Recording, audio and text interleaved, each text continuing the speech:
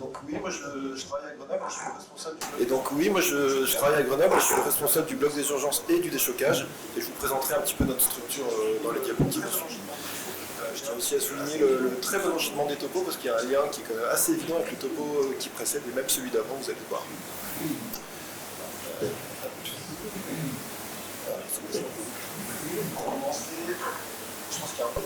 Pour commencer, je pense qu'il y a un point légal qu'il faut aborder. Alors c'est marrant, ça change les diapositives. Ok.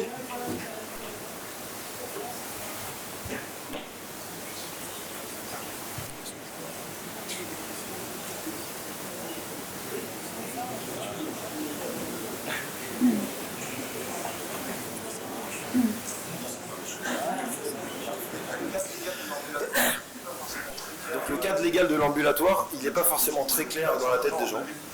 En fait, il est défini déjà depuis un certain temps. En 2012 déjà, l'HAS statue sur la chirurgie ambulatoire et c'est défini comme une chirurgie programmée, ils insistent dessus, réalisée dans des conditions techniques nécessitant impérativement la condition de sécurité d'un bloc opératoire, sous une anesthésie de mode variable, suivant une surveillance post-opératoire classique. Voilà. Et donc le patient doit sortir dans ces conditions le jour même de son intervention. Donc c'est de la chirurgie programmée, ça implique une consultation anesthésique au moins 48 heures avant, une programmation du geste chirurgical, etc., etc. Et puis un nouveau texte qui sort en 2022, c'est l'inscription au journal officiel de la chirurgie ambulatoire. Et dedans, qu'est-ce qu'on apprend? Pas grand-chose des neuf, mais par contre, le terme de chirurgie programmée a sauté. On ne rentre pas le cadre de la chirurgie d'urgence, mais on voit que le terme de chirurgie programmée a sauté, et on maintient la délai d'hospitalisation à 12 heures. Pourquoi il faut se poser cette question? Si vous avez bien écouté les deux topos d'avant et que vous avez un peu de pratique au bloc opératoire, ça vous est tous arrivé d'arriver le matin avec une liste de 10 patients en attente, que vous ne pouvez pas passer au bloc parce qu'il y a déjà les 10 patients de la veille qui sont toujours en attente de leur bloc, qui n'ont pas libéré leur lit d'hospitalisation, etc. Voire pire, vous avez des patients identifiés aux urgences que vous ne pouvez pas hospitaliser parce qu'il y a des patients qui sont en attente du bloc qui n'ont pas de créneau pour passer au bloc opératoire. Donc l'idée de tout ça, c'est effectivement travailler sous forme de flux. J'aime beaucoup les flux, je fais de la traumatologie, donc j'adore les flux. Et finalement, il y en a en chirurgie d'urgence. Et il faut identifier les flux programmés, les flux d'urgence, et arriver à les faire cohabiter au sein d'un hôpital, en gardant l'idée que finalement, l'idée assez simple qui veut que le temps d'hospitalisation doit être limité au strict nécessaire. Finalement, si on regarde ce qui se passe dans nos services et dans nos hôpitaux, bien souvent on dépasse complètement ce message. On a des patients qui sont hébergés pour une raison qui n'est absolument pas médicale. Et il faut qu'on arrive à se repencher un petit peu là-dessus. Donc normalement, arriver à développer l'ambulatoire en chirurgie d'urgence, ça permettrait d'optimiser un petit peu toutes ces ressources hospitalières. Le bénéfice patient est bien entendu très important, notamment avec la diminution du temps d'attente, et ça nous permet de rentrer dans ces fameuses catégories d'urgence chirurgicale et d'être en heure et en temps et en heure pour pouvoir les prendre en charge au bloc opératoire. Le bénéfice financier, on ne va pas en parler longtemps, mais je pense qu'il doit exister. Alors les actes de chirurgie ambulatoire, en moment, ils sont soumis à la mise sous accord préalable, c'est-à-dire que c'est des listings d'actes chirurgicaux qui sont valorisés par la sécurité sociale. Il n'y a pas de place dans la chirurgie ambulatoire d'urgence. Néanmoins, il y a des moyens de valoriser les séjours chirurgicaux de moins de 12 heures, et ça, c'est à discuter avec les cadres administratifs propres à chaque hôpital. Est-ce qu'il y a des choses qui se passent déjà avec, par exemple, des retours au domicile, la chirurgie d'urgence? Oui, il y a tout un tas d'explorations chirurgicales, par exemple de la main, qui sont faites dans vos services d'urgence, d'actes d'ophtalmologie qui sont faits pareil dans les services d'ophtalmo, avec des patients qui retournent directement chez eux sans que vous soyez au courant. Et il y a même le développement de ce qu'on appelle la wallante, on en reparlera un petit peu plus tard, c'est une technique spécifique pour la chirurgie de la main, qui permet, grâce à une intoxication du membre aux anesthésiques locaux, de se passer de garrot, et du coup de se passer d'anesthésiste pour beaucoup de types de chirurgie. Ça existe et ça marche déjà très bien. Est-ce qu'on a de l'expérience sur le retour au domicile après un acte anesthésique? Finalement, si on regarde, oui, pas mal aussi. Il y a pas mal de patients passant aux urgences qui ont pas forcément une intubation, mais de la sédation procédurale ou un geste anesthésique réalisé dans le service d'urgence ou dans nos déchocages. On a beaucoup de patients traumatisés qui arrivent chez nous sur les arguments cinétiques, qui ont finalement pas grand-chose, mais qui avaient reçu de la morphine, de la kétamine entre hospitaliers. On les met un peu en salle de réveil. Et nous, on a l'habitude de les faire repartir directement à la rue. Et on pense que c'est très bien que ces patients passent au déchoc, parce que ça fluidifie beaucoup la filière par rapport à les passer dans un service d'urgence où ils vont rester 24 à 48 heures dans le service d'urgence avant de sortir. Donc oui, c'est possible. Et finalement, la question qu'on va se poser là, c'est plutôt est-ce qu'on peut faire de l'anesthésie pour une chirurgie d'urgence dans le cadre d'un parcours ambulatoire? Alors, qu'est-ce que ça représenterait? Alors, on n'y voit pas grand-chose, mais c'est une extraction PMSI des chirurgies qu'on a fait dans notre bloc des urgences depuis le début de l'année jusqu'à fin septembre à peu près. Donc, ça représente un peu plus de 4000 interventions. Et je vous ai fait apparaître en rouge les intitulés chirurgicaux qui pourraient être compatibles. Je parle juste de l'intitulé chirurgical, je ne parle pas du patient qui est derrière, mais juste sur l'intitulé chirurgical, qu'est-ce qui pourrait être éligible à l'ambulatoire? Donc dedans, il y a de la cholecystectomie, c'est pas indiscutable. Ça rentre pas dans la science. Il y a de la somnologie, un peu d'appendicectomie, beaucoup de chirurgie de la main, beaucoup de chirurgie pariétale, drainage d'abcès, proctologie, etc., etc.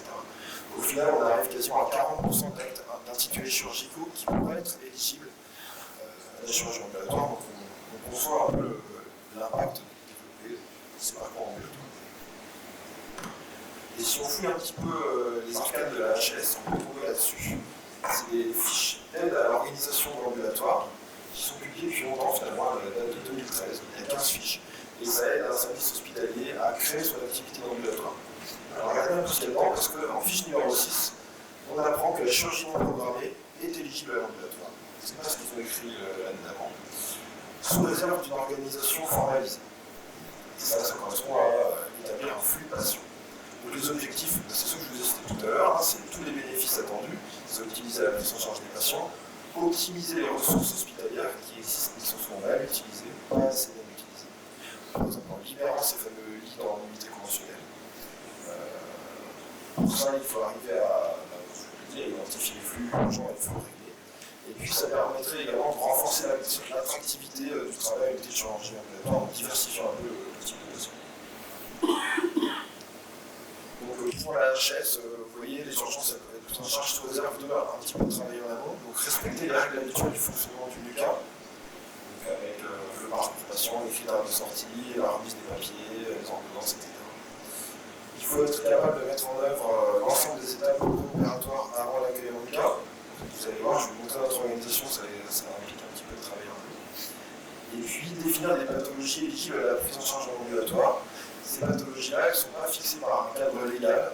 C'est fait exprès, c'est fait pour que chaque centre puisse déterminer en fonction de son expertise chirurgicale et anesthésique quel geste est éligible en ambulatoire à tel endroit. Si on est des experts de la cholecystectomie pour le voir, si c'est l'assistant chirurgie en première année de Dr Junior qui fait toutes les vésicules au bloc des urgences, c'est probablement pas une bonne idée.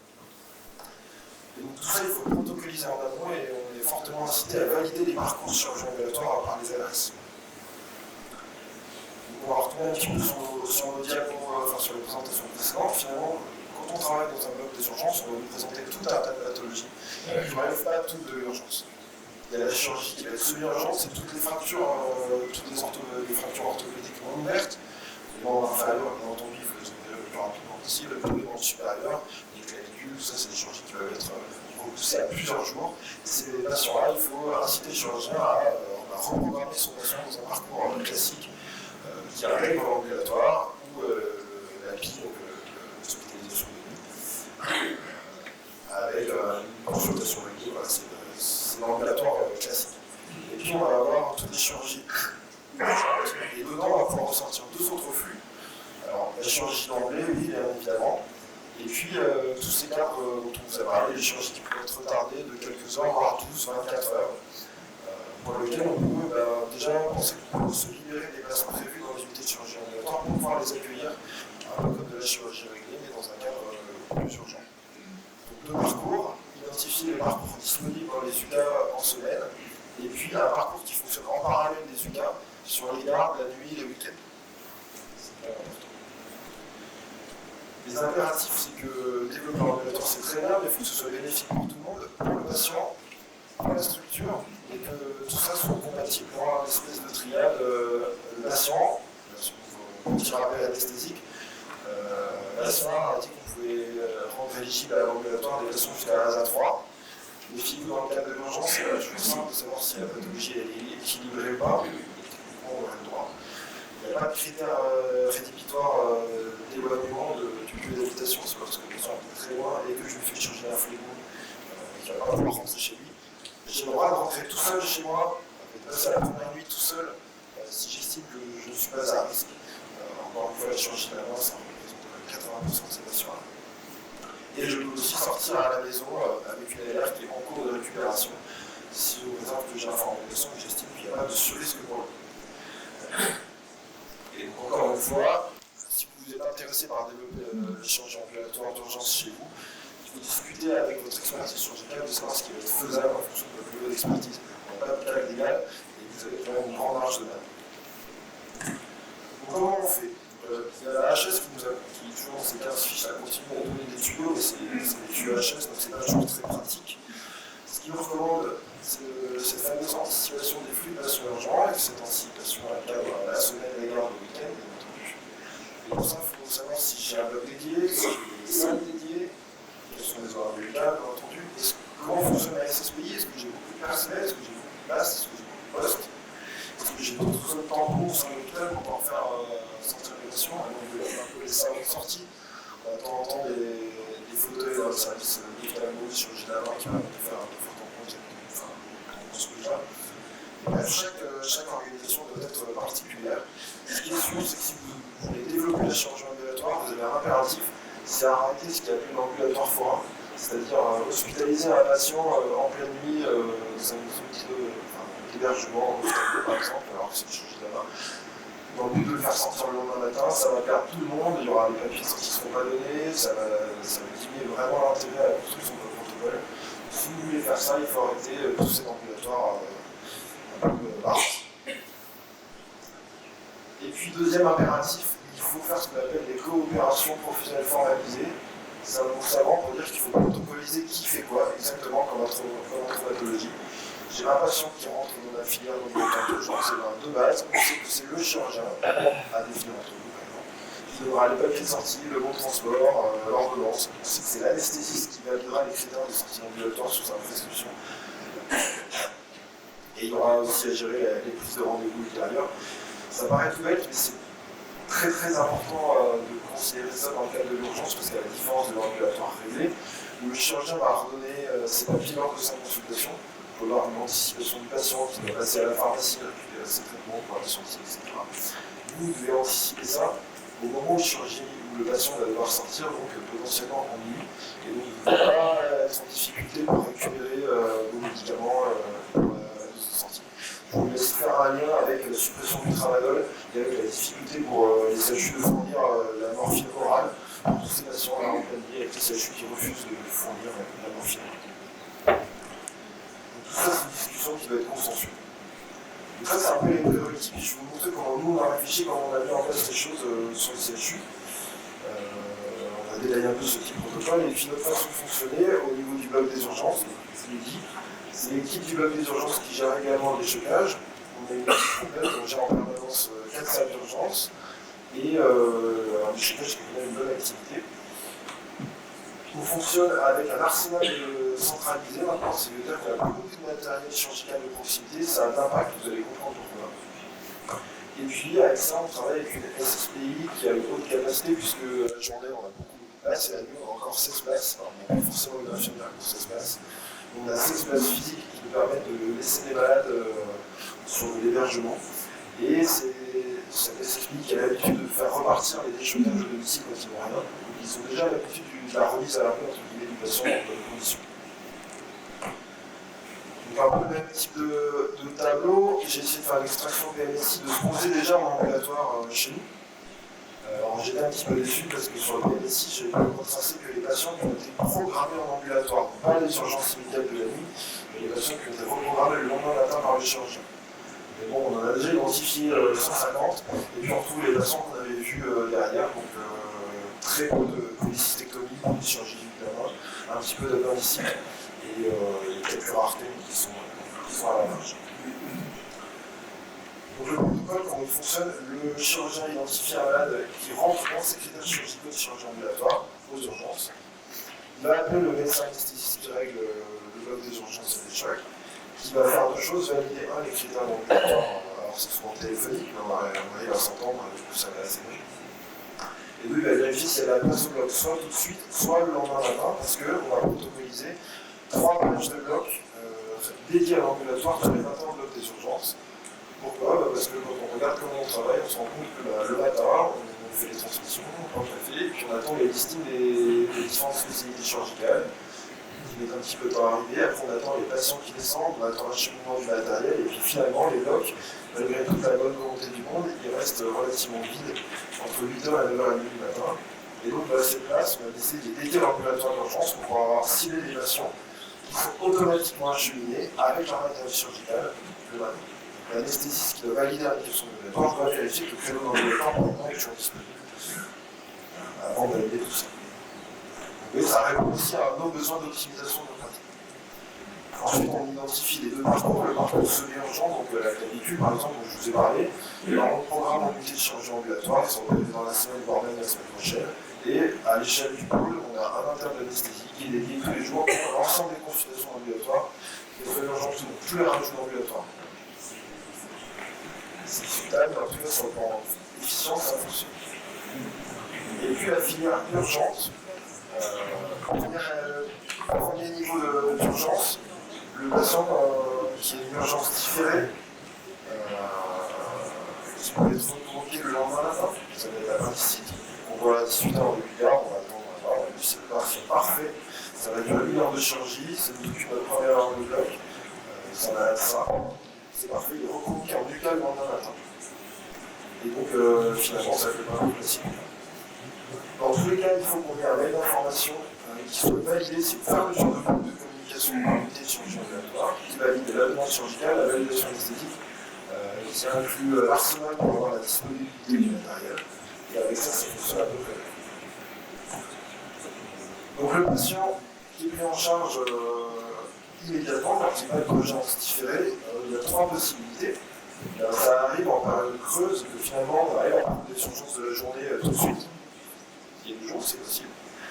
Les patients sont dans un horaire compatible et que l'unité de chirurgie ambulatoire a encore des places disponibles, ce qui est très souvent le cas en fin d'après-midi. L'unité de chirurgie ambulatoire, même s'ils sont décidés d'être occupés de façon homogène, c'est un peu vide à certaines heures de la matinée et assez vide à certaines heures de l'après-midi. Donc ce patient, il fait 9 des urgences, ça me réveille ou non, souvent que ce soit l'anesthésie vaginale. Lucas est sorti depuis le cas. Et puis on a 2 autres filières. Quand on a fait pas mal de chirurgie de la main, on a identifié une filière dédiée chirurgie de la main. Tout simplement, il y a des fauteuils dans le service d'ortho-tréviera chirurgie de la main, qui accueille les malades et qui passent par les SSPI, qui est formé à faire des sorties à toute heure de la nuit et du jour. Rassurez-vous, si on comprend bien ce qu'on a dit avec le code d'avant, il n'y a finalement pas de sortie en nuit profonde, puisqu'en nuit profonde, ces patients ne vont pas les opérer. L'idée, c'est qu'on puisse les faire sortir de l'hôpital avant minuit. L'idée, c'est qu'on arrive à ne pas remplir les lits hospitaliers avec des patients qui vont rentrer à 23h et qui vont dormir des années jusqu'à maintenant. Donc, il a fallu anticiper tout un tas de petites choses, avoir de l'alimentation disponible pour les patients, avoir des gens qui soient capables de les faire un petit peu marcher, vérifier qu'ils sont pipi, tout ça. Et puis, on a protocolisé la remise des papiers en par le chirurgien et la validation du protocole de sortie par le médecin anesthésiste.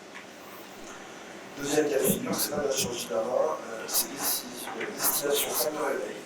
Ça a été acté sous forme d'un protocole institutionnel validé par les chirurgiens. Là aussi, il a fallu beaucoup travailler avec un centre de réveil pour avoir de quoi faire piquer nos patients, c'est pas tout bête, c'est un problème. De quoi leur donner à manger, de quoi les faire lever un petit peu. Et puis là, le vrai débat, c'est la pharmacie et les ordonnances sécurisées. Donc, cette histoire de travailleurs, on n'est pas très friand d'avoir des ordonnances sécurisées en libre service dans les salles de réveil. On est un petit peu coincé. En tout cas, il y a 2 impératifs dans tout ça, c'est que si on est dans un protocole ambulatoire, c'est jamais de sortie via le SAU, via le service des urgences, parce que c'est la mort du protocole de chirurgie ambulatoire, si c'est ça. Et deuxième chose, chaque indication ambulatoire doit être confirmée à l'issue de l'intervention par le MAR et les chirurgiens. Parce qu'on a de temps en temps quelques surprises préparatoires et il faut confirmer avec. Alors rapidement, est-ce qu'on sait ce qu'on a le droit de faire il n'y a pas de cadre légal, mais d'un point de vue médical, dans le cadre de la chirurgie ambulatoire, il y en a qui tombent sous France à la chirurgie d'avant, alors orthopédicien, qui sont sous alerte finalement, un peu digestif pariétal probablement, l'ophtalmologie, quelques endoscopies en bureau. Les autres, c'est moins clair, je pense que c'est vraiment de vos chirurgiens. Tout bonnement, la appendicectomie, ça paraît quelque chose de simple et faisable, en fait, ça questionne beaucoup les chirurgiens. Les méta-analyses, pour le coup, les finalement pas tant d'études. Je pensais que c'était un sujet de gros intérêt en ambulatoire d'urgence. Donc l'appendicectomie avec 4 études pour l'appendicectomie ambulatoire, 4 études de mauvaise qualité. Du coup, il y a un essai en cours là, qui est nécessaire, je ne sais pas si vous participez. L'idée, c'est d'inclure les patients qui ont des appendicites simplement compliqués entre 15 et 75 ans, entre 18 et 75 ans, les opérer et les compléter un peu de contrôle pour la hospitaliser la nuit, pour les opérer le lendemain matin. Ou la garder la nuit d'hospitalisation. Ce jour hospitalier de 12 heures en tout cas. Et donc on aura la réponse. Mais c'est pas si clair que ça dans la tête des chirurgiens. Et puis je termine également sur la valence parce que je trouve que c'est formidable. On fait très peu chez nous parce que les chirurgiens sont pas formés. Je ne sais pas si vous avez l'habitude d'en faire ici. Mais la valence, c'est le chirurgien fait l'intoxication vraiment à l'huile de cannabis, en regard des fractures, en regard de la plaie, ce que vous voulez. La vasoconstriction est tellement intense que vous n'avez plus besoin de garrot. Ils ont des antidotes disponibles pour si vraiment il y a un bloc de vasoconstriction trop intense qui se prolonge très longtemps. Et c'est quelque chose qui a été développé au Canada, aux États-Unis, pour pouvoir fluidifier les programmes parce que les chirurgiens n'avaient plus accès au bloc. Et donc ça marche très très bien, on arrive à faire des radius, on fait des plaies, on fait des flémons, ça marche très très bien. Bordeaux, Thierry, ils ont publié un petit truc là-dessus, une petite cellule qui rapporte une satisfaction du personnel, des patients. Et puis les perspectives, c'est ce type de chirurgie, mais dans un environnement même hors bloc. Les Canadiens sont allés faire ça, en fait, ils ont réduit, ils ont réfléchi, finalement, quand on fait flémon, on n'a pas besoin de tout l'ancillaire en chirurgie d'elle, en history du fil. Et ils ont réduit leur panel de matériel disponible, ils font ça dans un environnement contrôlé au niveau hygiène, mais qui n'est pas un environnement ISO 5 opératoire. Et puis les premières images qui commencent à sortir sont très satisfaisantes en termes d'efficacité, de sécurité, etc. Et du coup, plus besoin d'anesthésisme, plus besoin de surveillance bébé, ça règle quand même un bon nombre de problématiques d'occupation. Donc en conclusion, le bénéfice est certain pour le patient comme pour la structure. C'est bien sûr, ça a l'air d'être hors cadre réglementaire, mais c'est quand même fortement encouragé par l'HAS. Voilà. Et vous avez quand même tout un tas de prérequis de discussion avec vos chirurgiens, avec vos salles de la veille, avec vos ULA, avant de pouvoir mettre en place tout ça. Une fois que ça fonctionne, c'est quand même assez satisfaisant pour tout le monde, pour le bloc opératoire en particulier. Voilà.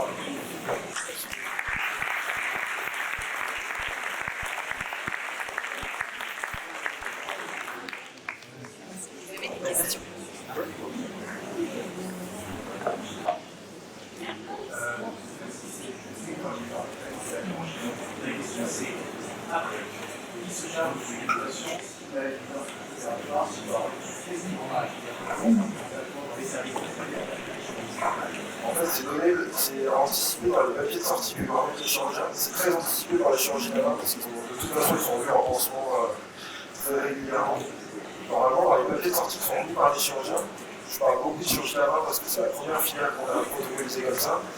Il y a les ordonnances, il y a les rendez-vous de consultation de contrôle, et il y a les numéros à rappeler, qui est le 06 direct de l'interne de chirurgie de la main. Qui est le SOS1 en fait, c'est le numéro du SOS1. Et c'est la même chose pour le. C'est pas formalisé par écrit, mais c'est même rationnel pour le. C'est ce qu'on dit aux patients pour les autres urgences ambulatoires. Non, on n'a pas de rappel à G+, Le problème, c'est le rappel le lendemain, parce que c'est logique, les SOS, c'est autre chose là. Les SOS1, c'est jamais par une filiale autre. Les patients, ils vont avoir un document sur lequel il y a un système de rappel, et est-ce que le lendemain, on doit les appeler sur le plan légal? Qu'est-ce qui est. Alors, sur le plan légal, c'est pas clair l'histoire du phare. On entend partout parler de l'appel à J+1, J+2, en fait, quand on. Alors, c'est un savoir des nuls, en tout cas, je ne l'ai pas trouvé dans les textes de la HAS. Et par contre, il y a un site dédié à la chirurgie ambulatoire, j'ai vu. Et cette question, elle est fréquemment reposée, ils ont une forte question dessus. Je pense que tous les cadres de chirurgie ambulatoire qui donnent service s'interrogent sur le J+1. Et en fait, la réponse qu'on leur fait, c'est recommandé, mais c'est pas obligatoire. Ça nous arrange tous. C'est pas encore recommandé dans l'audit de la performance de la chirurgie ambulatoire. Il n'y a pas de recommandation stricte dessus. Et pour dormir le soir, et retour à la maison. Est-ce qu'il rentre tout seul chez lui? Est-ce que. C'est ça qui nous gêne que comment rentrer à la place? Ce qui est juste remarqué, c'est qu'en changement ambulatoire, on doit rentrer accompagné. C'est pas un précisé parti, on va avoir un VSL pour faire office de retour à la maison pour le changement ambulatoire. Pour le trajet. Et à la maison, il n'y a pas d'obligation, c'est ce qui est marqué. Ça, c'est marqué dès 2009 par la soir. C'est le chirurgien anesthésiste qui décide si le patient est apte à passer la nuit tout seul ou pas. Mais effectivement, il ne peut pas rentrer tout seul. Elle en charge d'urgence.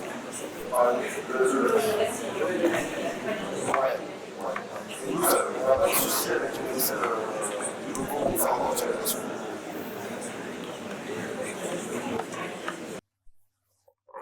Une petite dernière. Tout bon. La suite, hein.